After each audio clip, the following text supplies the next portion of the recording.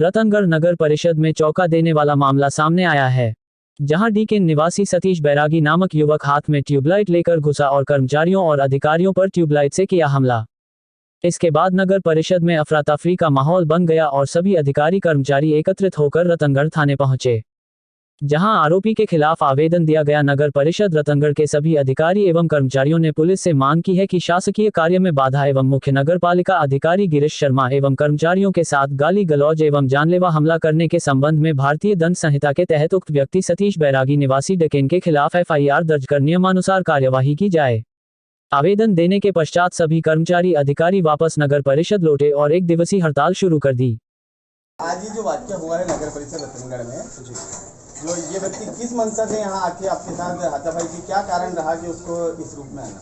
ये पिछले काफ़ी समय से यहाँ रेगुलर हर 2-4 दिनों में दो ही पति पत्नी आ जाते थे और बगैर किसी कारण के यहाँ बैठे रहते थे और अभद्र शब्दों को यूज़ करते थे। तो वो तो सब सहनशीलता थी कि भाई यार चलो सब कुछ हो रहा है, चल रहा है।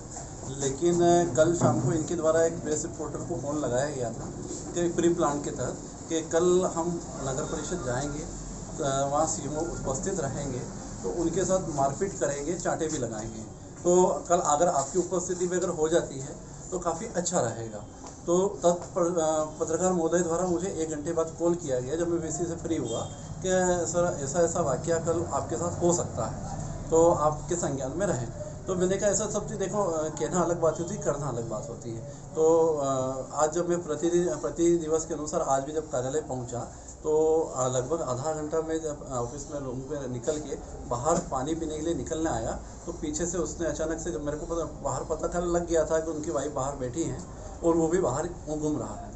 तो वाइफ तो बाहर बैठी रही, अनशन के दौर पे बाहर बैठी रही, जो कि अनशन भी एक बगैर परिषद सीमा में CMO की या अध्यक्ष की स्वीकृति के बगैर एक गैर कानूनी कृत्य है। अनशन के लिए पूर्व स्वीकृति आवश्यक होती है, उसका भी पालन संबंधित के द्वारा नहीं किया गया। और जब मैं बाहर निकल रहा था अचानक से इसने मेरे यहाँ पे पीठ पे 2 जोर से मुक्के मारे। फिर मैंने कहा पीछे कौन है? अचानक से मैं जब मुड़ा तो संबंधित के द्वारा 2 चांटे रसीद किए गए मुझे और पेट में भी 2-3 मुक्के दिए गए। फिर दिनेश और ये हमारे पटवाजी वगैरह सब उपस्थित हुए तो इनके बीच बचाव किया गया। तो उन्होंने हमारे दिनेश सफाई कामगार के साथ में भी अभद्रता की, गाली गलौज की वगैरह सब कुछ हुआ। तो ऐसा है कि अगर इस पर हम साइलेंट बैठ जाएं, लेकिन चूँकि परिषद के कर्मचारी CMO के अधीन होते हैं और CMO परिषद और अध्यक्ष के अधीन होता है। अगर CMO के विरुद्ध ही अगर इस तरीके से कार्रवाई अगर हो जाती है और अगर मैं भी अगर चुपचाप बैठ जाऊं और इसके विरुद्ध कार्रवाई न करूं तो कहीं ना कहीं फिर सभी कर्मचारियों का मनोबल भी टूटता है। चलो CMO साहब के साथ भी ऐसा हो गया तो अपना तो कौन बचाव वाला है। और जब हम थाने में गए तो थाने में माननीय वहाँ के SI साहब थे, उनके द्वारा आवेदन ले लिया गया। जब मैंने पूछा गया सर इसमें कायमी, तो कायमी के लिए उन्होंने कहा कि कायमी अभी नहीं कर पाएंगे, हम जांच करेंगे उसके बाद करेंगे।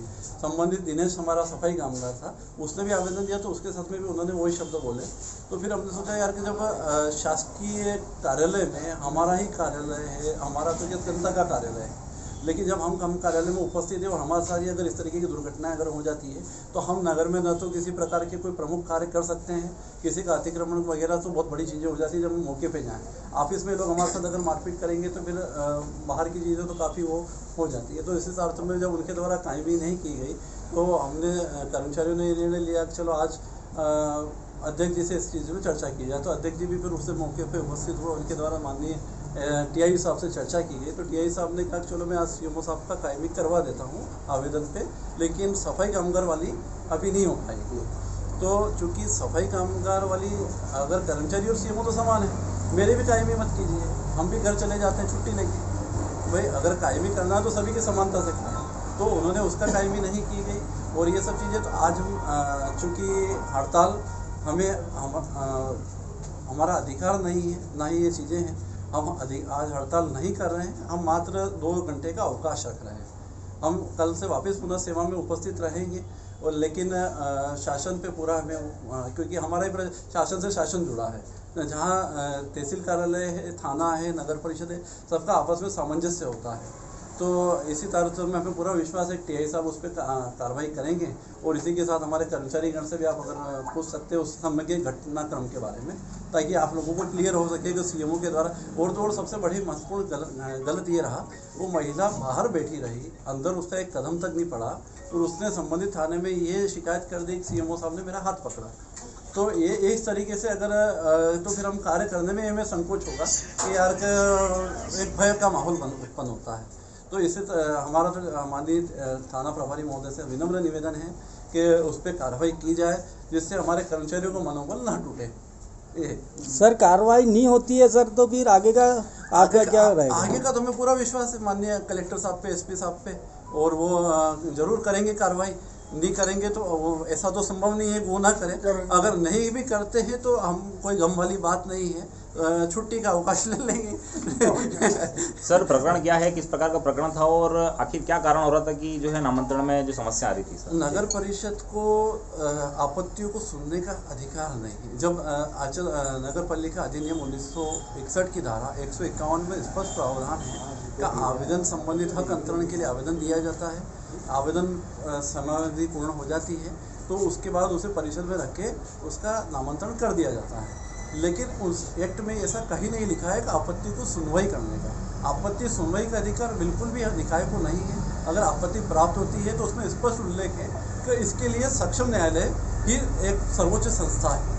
अगर जिसके संबंध में हमने संबंधित को सूचना कर दी थी, आप सक्षम न्यायालय जाए, वहाँ से जो निर्णय प्राप्त होता है, जो भी निर्णय प्राप्त होगा उसका पालन 100% निकाय द्वारा किया जाएगा। अब संबंधित चाह रहा था कि उसका नामांतरण उन सारे नियमों को दरकिनार कर दिया जाए, तो उसी के तहत में पूरी घटना कोई नहीं होती, तो हम तो छोटे वर्ग के कर्मचारी रहिए। कल से नगरवासी अगर हमको भी मारेंगे ऐसे नगर में, तो फिर ये टीआई साहब इन पर कार्रवाई नहीं करेंगे क्या? तो शिकायत दर्ज कराने गए थे? शिकायत दर्ज करा रखी, मेरे पास में प्रतिलिपि है, पर उसका भी कोई बोला कि एक में हो गई, एक में कैसे हो गई, जबकि उसने मेरे को जातिवाचक शब्द बोला। नहीं, आपके आवेदन पर अगर सुनवाई नहीं होगी तो आपकी हड़ताल जारी रहेगी कि ये माननीय हमारे सीएम साहब से निर्णय कर लेंगे और उसके पश्चात हमारी हड़ताल जारी रहेगी। साहब का कहना है कि ऑफिस तो कल खुलेगा, हाँ, लेकिन आपके अगर आवेदन पर अगर कार्रवाई नहीं होती है तो आपके सफाई कर्मियों का क्या निर्णय रहेगा? सफाई कार्य बंद होगा और क्या? आज मेरे को अगर ये बोल रहे हैं, जबकि हमारे को गवर्नमेंट द्वारा वाल्मीकि जाति नाम दिया गया है और आप उसमें भंगी शब्द निकाल रहे हो तो अनिवार्य नहीं है। आपका शुभ नाम? दिनेश चंद्र चंद्रिमा।